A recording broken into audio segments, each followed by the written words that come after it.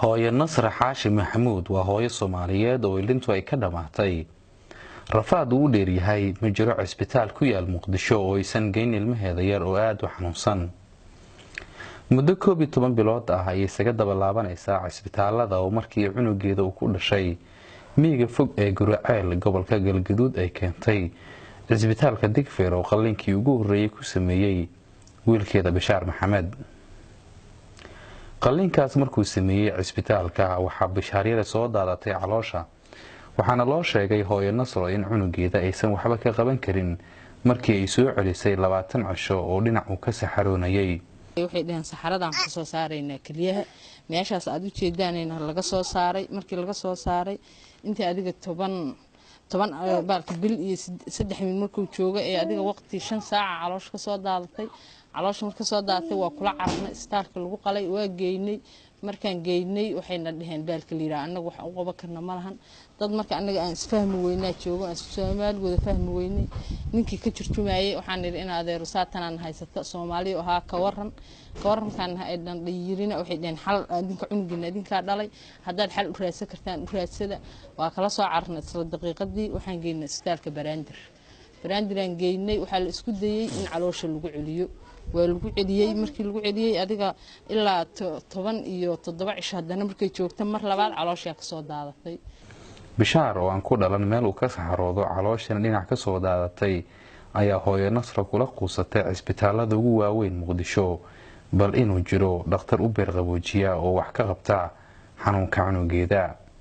mar hadana labaad uu ku celiyay markuu ku celiyay 6 bilood markuu joogo ugu soo cesho yiri waa ku soo celinay markaas aan ku soo celinay waxaan leeyiri dalka waxba loogama qaban karo ilmagaan hadaa dalka dibadiisa aad u qaadan kartaan u qaata hadaan u qaadan karina ilaahay hay nabad yeelo dalka wax loogama qaban karo meel Hindiya ka sokaydo oo cunuga wax looga qaban karna anigu ma ogin uu yiri waa iska tagnay isbitaal badan aan ku wareegnay dayniilan tagnay hadana waxaan tagnay Soomaali Suudaanis waxaan tagnay Kalkaal isbitaal aan yarayna tagnay aakhir kurti oo waxay noo sheegeen inaan anagu aan dalka Soomaaliya ilmagaan wax looga qaban karo aan la arag anuguna aan waxba u awoodin dad iska tabaalaysan ahayn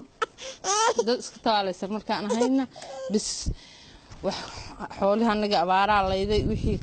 abaara layday ilmihiyo kaligooda oo meel aabahood ku haya oo goboladaas Guraceel agtiisa marka waxaan doonayaa oo muslimka ka codsanayaa haday dawlad tahay haday baarlamaan tahay haday xildhibaan tahay haday muslim tahay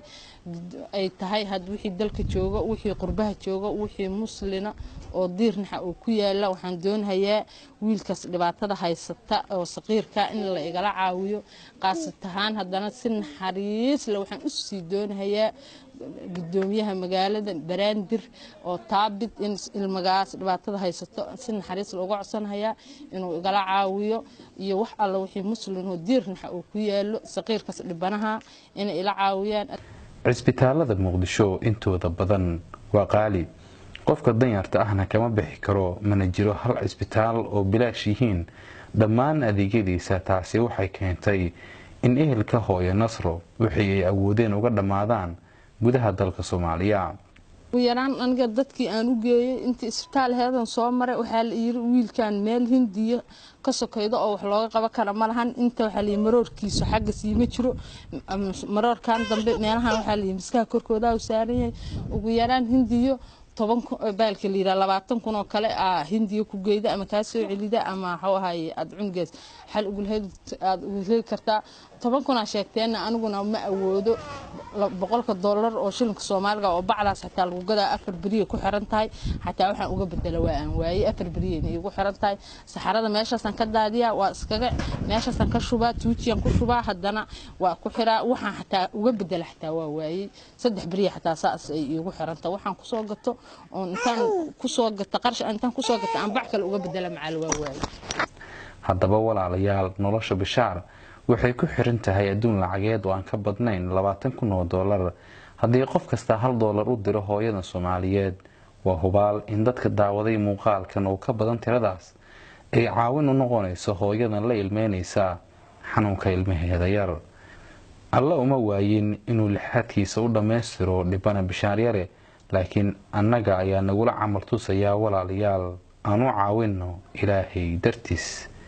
calan qaran waa caawiyaha bulshada. dadka waxaan codsanhayaa oo haddana codsanhayaa oo wax alla waxa muslim ka codsanhayo oo ama dal ha joogeen ama dalal ha joogeen wixii diir naxa oo muslim waxaan ka codsanayaa wiilkaas dhibaatada haysata inay igala caawiyaan Bashiir Maxamed dhibaatada haysata inay igala caawiyaan waxaan doonayaa lambarkii qofkii jecel inuu ila caawiyo oo muslima lambarkaygu waa 610 iyo 648 lambarkaygu waa 610 iyo 648 wixii jecel inay igala caawiyaan dhibaatada haysata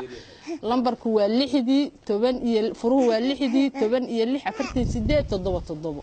qof furuhu waa 610 iyo 648 qofkii jecel inuu dhibaatada ilmigaas haysato igala caawiyo wuxuu iga soo wici karaa fure 610 iyo 648 qofkii xataa wax ii awoodin ducada ha igu soo baahliina ducada ha igu soo caawiyo qofka xataa aan waxba ii awoodin ducadu waxay gashaa